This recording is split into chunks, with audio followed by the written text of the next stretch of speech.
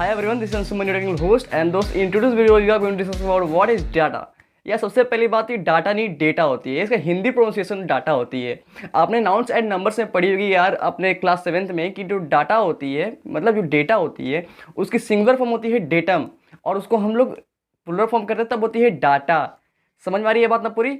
अब देखो, जो डाटा है यार एक तरह से समझो कुछ भी अपने मोबाइल फ़ोन में देखते हो, चाहे वो फाइल्स हो या फिर उस फाइल्स में प्रेजेंट इमेज हो, वीडियोस हो, ऑडियो क्लिप्स हो, यहाँ तक कि आपका पूरा जो आप टाइप करते हो मैसेज, व्हाट्सअप पर जो मैसेज स्टोर होता है व्हाट्सअप चैट में, वो भी एक तरह से क्या है, डाटा है यार। अब देखो, ये डाटा में और इन्फॉर्मेशन में बहुत ही कन्फ्यूज़न होती है कि डाटा और इन्फॉर्मेशन आखिर है क्या। अब देखो, डाटा में से समझा दिया कि जो आप देखते हो फाइल्स, वीडियो, ये सब डाटा हो गई। लेकिन जब इन्फॉर्मेशन होती है, जो एक कलेक्शन होती है डाटा का, लेकिन ऑर्गेनाइज्ड फॉर्म में। अब ये कैसे हुआ मैं समझाता हूँ। देखो, अगर मान लो मेरा बॉडी है, ठीक है, साइड में देखो बॉडी है, मेरा ही बॉडी है मान लो।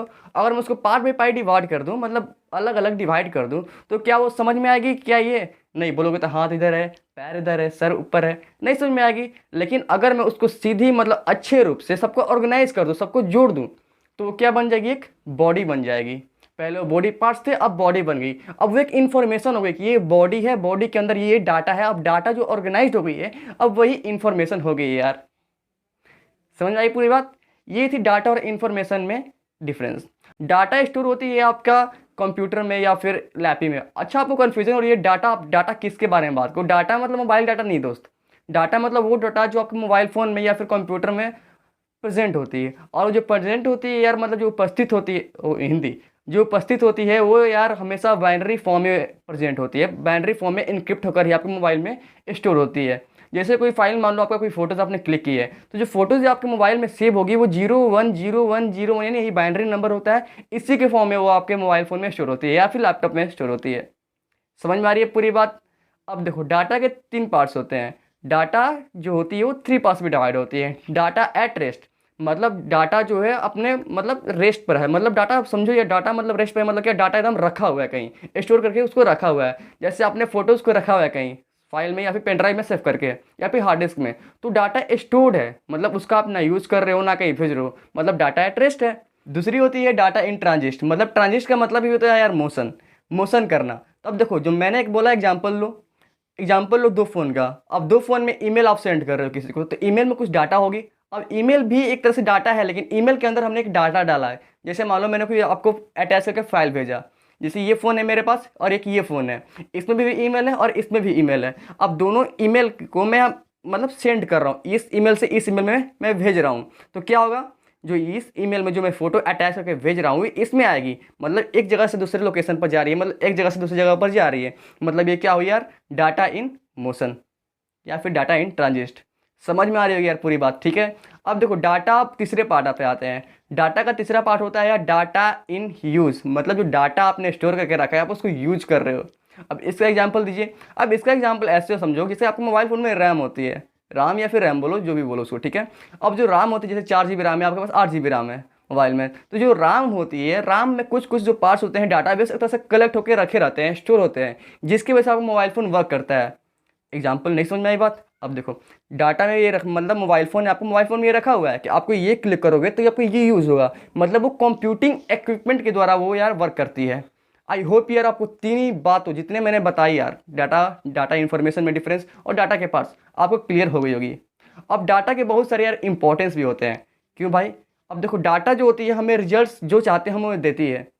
अब मान लो आप डॉक्टर के पास गए हो, आप बोलते हो कि मुझे मतलब कुछ बीमारी हुई है, आपको मान लो फीवर हुई है, तो तुम बोलोगे कि फीवर की दवा चाहिए, तो आपको कोई भी दवा नहीं देगा ना, तो एक डाटा होता है, तो वो मुझे वही देगा जो मुझे चाहिए, जिसकी मुझे नीड है। समझ में आ रही है बात? दूसरी होती है यार फाइंड सोल्यूशन टू प्रॉब्लम्स, मतलब आपका जो सोल्यूशन है उसका देता, जो आपका प्रॉब्लम है उसका सोल्यूशन देती है। समझ में आ रही बात? नहीं, देखो, मान लो आप कोई स्टूडेंट हो, अपने कोई मैथमेटिक्स सम आपको नहीं आ रही है, तो आप क्या करोगे? जाओगे गूगल पर सर्च करोगे या फिर देखोगे इधर उधर क्या है, तो गूगल में जो पहले से स्टोर्ड है वो भी तो एक डाटा है ना। अब वो आपको सामने आ रहा है, सर्च होकर आ रहा है, तो वो भी क्या है, एक डाटा है, तो मतलब वो आपको हेल्प कर रहा है डाटा के रूप में। तीसरी होती है यार आप अपने बारे में अच्छे से जान सकते हो। कहने का मतलब, जैसे मान लो आप एक पंक्चुअल स्टूडेंट हो, आपके बहुत सारे मतलब जो भी काम करते हो एकदम रूटीन वाइज करते हो, तो क्या करता है, जैसे आप घर में हो, बैठे हो, तो आप बोलता है कि नहीं अब तेरे को काम करना है, इस टाइम पर ये करना है, तो मतलब वो जहाँ पर आप लिख कर रखे हो वो भी एक तरह से एक डाटा ही है। समझ में आ रही बात। अब होता है access the resources around you, जितने भी रिसोर्स है आपके आजू बाजू जो भी आप देख रहे हो उसको आप एक्सेस कर सकते हो। पांचवा होता है यार हमारे जितने भी इंफॉर्मेशन होते हैं, जितने भी हमारे डिसीजन होते हैं, इसको एक प्रॉपर बनाता है। जो भी इंफॉर्मेशन बेस्ड डिसीजन होते हैं उनको हम प्रॉपर बनाता है। जैसे मान लो आपको सर्जरी हुई, डॉक्टर के पास गए सर्जरी कराने के लिए, तो क्या बोलेगा कि सर्जरी में ये चीज़ लग सकती है, जैसे सीजर्स बोला, कुछ दवा बोले, तो वो एक इन्फॉर्मेशन और ये जो डाटा है वो आपको दे रहा है।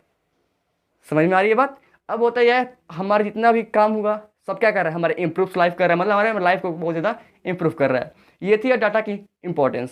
अब डाटा इंपॉर्टेंट होने के साथ साथ बहुत ज़्यादा हार्मफुल भी है यार। आपने बहुत सारा सुनी हुई है कि Aadhaar card, FB, Insta, Twitter, Domino's ने डाटा लीक की है। अब डाटा ब्रीच होता है ये। अब डाटा ब्रीच आपको नहीं मालूम है तो यार मैंने हैकिंग की सीरीज में बताया है सोशल इंजीनियरिंग में कि डाटा ब्रीच क्या होती है। तो समझो कि पहले बहुत 2-3 साल हुआ यार फेसबुक ने बहुत सारे यूजर्स का डाटा लीक की थी। इसमें उनका फ़ोन नंबर, ईमेल्स, एड्रेस, ये सब था। हाल ही में यार ट्विटर ने भी रिपोर्ट किया कि उसके जितने भी मतलब पासवर्ड से, यूजर नेम से जितने भी, वो सब क्या हो गया, एक तरह से हैक हो गया, मतलब डाटा ब्रीच हो गया, लीक हो गया। हाल ही में हाल ही में डोमिनोज ने यार बहुत सारे डाटा लीक किया, मतलब 118 मिलियन डाटा, मतलब पीपल के डाटा को यार उसने लीक किया है। उसमें उनके क्रेडिट कार्ड भी हो सकते हैं, इसमें उनके एड्रेस भी हो सकते हैं यार, इनमें यहाँ तक कि बहुत कुछ, मतलब यार कुछ भी हो सकता है डाटा। समझ रहे हो। अब इसी को लेकर यार बहुत ज़्यादा बवाल चला था यार सुप्रीम कोर्ट में। ऐसा क्यों हुआ, क्योंकि देखो जो आधार कार्ड है यार उसमें क्या था, बहुत सारे लोगों का डाटा था। जैसे डाटा क्या बोले, उनका नाम भी एक डाटा है, उनका डेट ऑफ बर्थ भी डाटा है, उनका फ़ोन नंबर भी डाटा है, उनके फादर्स नेम का जो नेम, फादर नेम, वो भी एक तरह से डाटा है। तो वो क्या था, एक तरह से पब्लिक था, मतलब कोई भी सबसे लिंक था, बैंक से भी लिंक था, आपके क्रेडिट कार्ड से भी लिंक था, मतलब हर जगह वो लिंक था आधार कार्ड, और ये सही भी था। लेकिन यार दिक्कत थी कि मतलब वो पर्सनली किसी को भी मालूम चल जाता अगर मिलता तो। इसको लेकर उसने बहुत सारे लोगों ने सुप्रीम कोर्ट में लताड़ लगाई। गवर्नमेंट का वहाँ से रिप्लाई था कि नहीं, ये हमारा फंडामेंटल राइट नहीं है। मतलब जो डाटा होता है, जैसे हमारा rights and right to education, right to freedom of speech and expression, वैसे ही हमारे पास राइट नहीं है कि हम किसी भी डाटा एंड सिक्योरिटी को पर्सनल लेवल पर सेव करके रख सकते हैं। ये गवर्नमेंट के हाथ में है। ठीक है। तो इसी को लेकर सुप्रीम कोर्ट ने लताड़ लगाई कि नहीं, बोला कि आपको ये सिक्योर करना होगा, आपको ये इंश्योर करना होगा कि जितने भी पीपल्स का जो डाटा है वो सेफ और सिक्योर हो। अगर मान लो डाटा अगर आपको चोरी करना है तो आप ट्रेस करो, किसी चोर का करो, जो रॉबर्स करते हैं, जो वल्गर एक्टिविटीज़ करते हैं उनका करो, इसमें कोई गलती नहीं है। लेकिन जो पर्सनल पीपल हैं, जैसे हम लोग जैसे इंसान सिटीजन्स हैं, उनका ना करो। ये थी यार सुप्रीम कोर्ट की आदेश। डाटा इंपॉर्टेंट होने से तो बहुत ज़्यादा हार्मफुल भी होती है। अब हार्मफुल कैसे, अब आपने कभी नोटिस किया है कि यार आपका जो डाटा है अगर किसी के हाथ में चला जाए तो क्या होगा। आपका जो पासवर्ड होता है वो भी एक डाटा है, ईमेल का पासवर्ड हुआ, फेसबुक का पासवर्ड, आप किसी को नहीं दे हो ना। आप किसी को अपना फेसबुक पासवर्ड नहीं देते हो, किसी को नहीं देते हो। आप किसी को प्रोवाइड करोगे तो कुछ भी कर सकता है, जाहिर सी बात है। तो आप उसको सिक्योर रखते हो। अब देखो डाटा अगर आपका मान लो पूरी तरह से चोरी हो जाए तो आप समझो कि पूरे से आप बिक चुके हो, मतलब हाँ बिक चुके हो यार। अब देखो डाटा इतना इंपॉर्टेंट इसलिए है क्योंकि देखो हर कोई का अपना हक होता है कि जितना उसका जो सर्च किया है, जो भी वो काम किया, वो एक सेफ जगह पर स्टोर हो। लेकिन आज के डेट में ऐसा नहीं होता है। मैंने हाल ही में यार अपना एक हेडफोन खरीदा यार, बोट रॉगस 450, और उसका भी रिव्यू आपको मिल जाएगी जल्दी। मेन टॉपिक पाते हैं कि जब मैंने उसको सर्च किया फ्लिपकार्ट और अमेजोन पर, तो जाहिर सी बात है फ्लिपकार्ट और अमेजोन की रिकमेंडेशन मैंने चाहिए थी, लेकिन वो आ कहाँ आ रही है, फेसबुक पर आ रही है यार, यूट्यूब पर आ रही है यार। मतलब समझ रहे हो कितनी ये, मतलब समझ लो कि फ्लिपकार्ट भी एक तरह से डाटा आपको ट्रैक कर रहा है। समझ रहे हो। एक बार की बात है यार कि गूगल के जो सीईओ थे सुंदर पिचाई, उनसे कोई इंटरव्यू देने आया, तो बोलता है कि मेरा कुछ छूट गया, तो बोलते हैं कि तेरा जितना भी डॉक्यूमेंट्स है, तेरा जितना भी हैबिट है वो मेरे अंदर कैप्चर है, चाहेगा तो मैं तो बता दूंगा। तब देखो हैबिट कहने का मतलब यहाँ पर क्या है। जैसे आप किसी वेबसाइट पर गए तो उसने कोई बोला कि आप, दिखाता है बहुत सारे वेबसाइट, वल्गर वेबसाइट तो है बहुत सारे, जो आपको क्लिक कराता है कि यहाँ क्लिक कीजिए तो आपको इतना रुपये मिल जाएगा, तो वहाँ पर आप क्लिक किए, तो जो आप क्लिक किए वो भी जैसे डाटा ही है। मतलब जहाँ जहाँ क्लिक कर रहे हो वो किसी के पास इंफॉर्मेशन है कि ये बंदा आपका ये काम कर रहा है इस टाइम पर, आपका एक हैबिट को चुरा रहा है। डाटा से बचने के भी बहुत सारे उपाय होते हैं यार। कैसे बच सकते हो। डाटा बचने का सबसे पहला उपाय होता है अपने पासवर्ड को हमेशा रेगुलर बेस पे चेंज करते रहो। मैंने बहुत सारे लोगों को देखा यार, पासवर्ड हमेशा यार 4 साल 5 साल से सेम है, लेकिन आपको ये नहीं, गलती नहीं करनी है, आपको हमेशा डाटा, आपका जो पासवर्ड है उसको चेंज करते रहना है।